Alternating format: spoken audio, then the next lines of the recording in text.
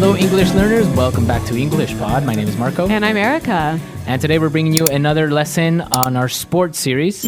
We're talking about baseball today. Baseball, the American national pastime. Is it? Yes, it is. Okay. So we're going to be looking at this interesting sport that is played mainly in the Caribbean and, well, it's actually very popular in the United States and Japan. That's right. Korea. Yep. So we're not only going to learn a bunch of baseball language, but we're also going to see how baseball has a big influence on English in general. That's right. So we're going to learn a lot of great things today. So why don't we start and listen to our dialogue?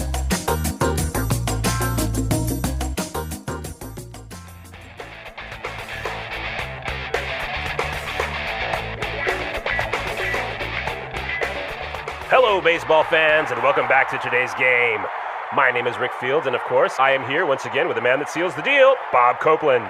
It's a beautiful day to see two world-class teams face each other and fight for their right to be called champions. Well, the national anthem has just been sung, and the umpire has started the game. It's time to play ball. Roger Vargas is up at bat. Pitcher winds up and strike one. Very nice curveball by the pitcher. The catcher gives him the sign. He winds up, and Vargas gets a line drive. The players are scrambling to get the ball. Vargas gets to first base, and he's still going. The outfielder throws it to second. Vargas slides. He's safe. Great play. We have a runner on third, and up at bat is Brian Okami. There's the pitch. He hits it. It's going. That ball is gone. Home run by Okami! That puts this team ahead by 2 as we are at the bottom of the 5th inning here at Ritchie Stadium.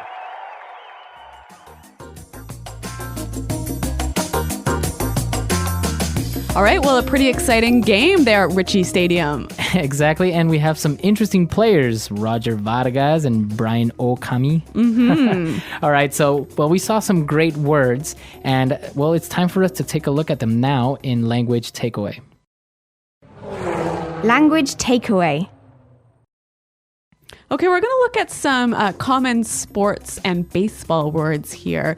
Now, the first phrase, we'll hear this almost at any sort of international sports event, right? Exactly. And it's the national anthem. National anthem. National anthem. So this is a song, right? Exactly. It's the song that you sing about your country. And many people confuse it, right? Yeah, a lot of people might say national hymn. Okay, hymn. Because in some languages, it might be like a hymn, like literally translating. Yep. But in English, it's called the national anthem. The national anthem. All right. So what about our next word? Well, we were talking about the pitcher. Pitcher. Pitcher. The pitcher. Pitcher. Okay, and now this is one of the players on a baseball team, and his job is to throw the ball. To throw the ball really fast. So that the guy can hit it with the bat. Okay, so that's the pitcher. Now, the interesting thing is that the baseball commentator said the pitcher winds up. Winds up. To wind up. To wind up. Okay, well, let me paint you a picture. Okay. So imagine a clock. Uh-huh. And you're turning the clock to wind it up, to get it ready to go. To make it work. Exactly. So imagine the pitcher doing the same sort of thing, bringing his arm back behind him, getting ready to throw the ball. Okay, so that is to wind up. Very good. So you can use this word not only in baseball, but for other things that require you to do this action. Right, to turn something and get it ready to have lots of power. Like some toys. Yep. Or maybe like a music box. Okay. Wind up. What about our next phrase? Well, Roger Vargas hit a line drive. Line drive. Line drive. Okay, so what is a line drive? Well, it's a term from baseball. And when you hit a line drive, you hit the ball sort of low on towards the ground, and it travels along the outside of the field. Right, so the ball basically travels along the foul line. That white line. The white line, Yep. Exactly. Very good. So that's a line drive. And so the players on the field were scrambling to get the ball. Scrambling. Scrambling. Now, we know scrambled eggs from one of our lessons. Yes, but the verb to scramble means to move quickly in a disorganized way to do something. Okay, so the players are moving very fast, trying to get the ball, but they're not doing it very well. Right. And you can use this in other ways, right? Not just in baseball. Right. For example, we can say, the people are scrambling to buy their tickets for the concert. Yeah.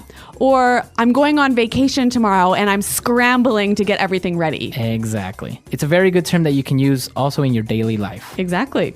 All right. And what about our last word for today on Language Takeaway? Well, they were in the 5th inning of the game. Okay, so inning. Inning. Inning. All right, this is another baseball term, and it just means the period of play. Okay, so we learned, for example, that in soccer you have 2 halves. Or in hockey, you have 3 periods. All right. And in baseball you have 9 innings. Okay, great. So some interesting sports and baseball vocabulary. Now, I think it'll help us to hear this again slower. So let's listen to the dialogue.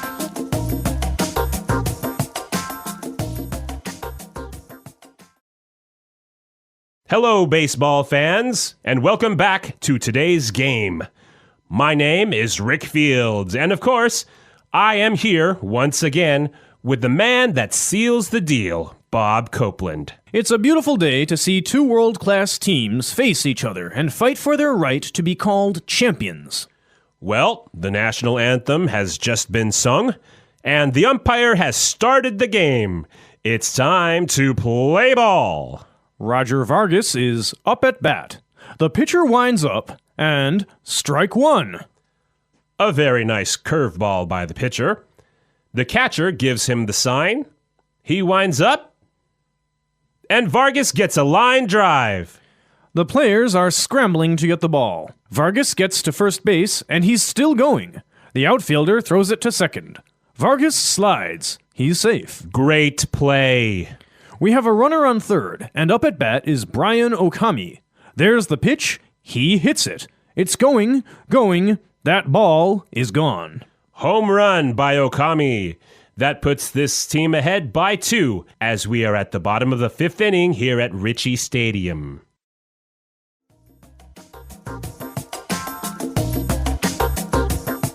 All right, so as we said, there are a lot of English terms that come from baseball, but we use them in business context or in your daily life, right? Yeah, why don't we look at those now in Fluency Builder?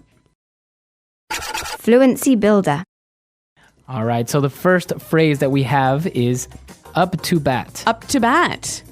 Up to bat. So literally, in this dialogue, it means the guy is standing on home plate ready to hit the ball, right? Right. He has the bat and he's ready to hit it. But what about in other contexts? So, for example, you can be at a meeting and maybe it's your turn to talk. So you're up to bat. So, exactly. Your boss will say, okay, Erica, you're up to bat. Okay, so it means sort of like it's your turn. It's your turn. Yeah. Very good. All right, so that's another term that is used in baseball, but very commonly used in other circumstances. So we also saw in the dialogue that Roger Vargas, he hit the ball, but he missed, and that was strike 1. Right, strike 1. So in baseball, you have 3 strikes. 3 tries. 3 tries before you're out. Yes. And so now the same thing happens in daily life. So if someone says, that was strike 1. It means you made the first mistake. Yes, and if you make 2 more, you will be fired, for example. Yeah. Or maybe your parents will say, okay, that wasn't nice, strike 1. And then 2 more times and you'll have a timeout. Or you'll be grounded. Yes. Okay, so that's also called a strike. And the pitcher threw a curveball. A curveball. Curveball. So, okay, pretty clear. A curveball is when you throw the ball and it sort of goes in a curve. It doesn't go straight, right? Right, exactly. But how can this be used outside of baseball? So you can say, oh, my boss threw me a curveball today. So he gave you an unexpected problem. Or something that was difficult to handle. Okay, this one is pretty interesting. I'd like to hear a few more examples. Example 1. My boss threw me a curveball today, so I have to stay and work late. Example 2. It was a huge curveball when she asked me how many kids I wanted to have. How am I supposed to know? All right, so that's basically a curveball. You can say an unexpected problem or situation. That's right. And our last phrase, and well, probably one that's you already know, home run. A home run. A home run. From baseball, we know that that's when you hit the ball really far. And you hit it outside of the playing area or outside the park. Yes. And now if you use it in a business context or in your daily life, it means something similar. Why don't we take a listen to the examples and see if we can figure it out? Example 1. Great job on that sales presentation. You really hit a home run. Example 2. Our sales team hit a home run this month by doubling our revenue. okay, so basically a home run is a success. A victory. A victory. Yeah, a big accomplishment. That's right. So we've seen a lot of these great phrases, and as you can see, a lot of them from baseball are used in your daily life, and there are many, many more. Okay, well, why don't we hear them again in the baseball context, and we'll listen to the dialogue one more time.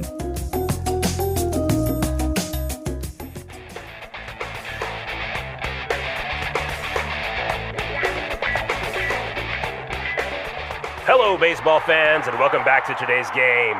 My name is Rick Fields, and of course, I am here once again with the man that seals the deal, Bob Copeland.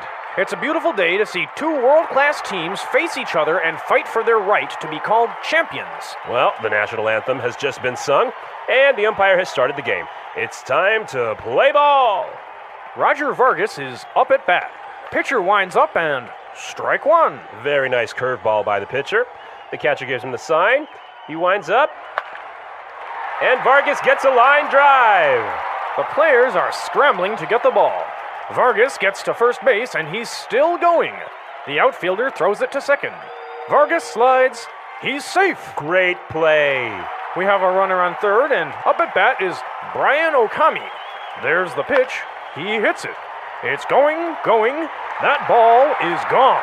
Home run by Okami. That puts this team ahead by 2 as we are at the bottom of the 5th inning here at Ritchie Stadium.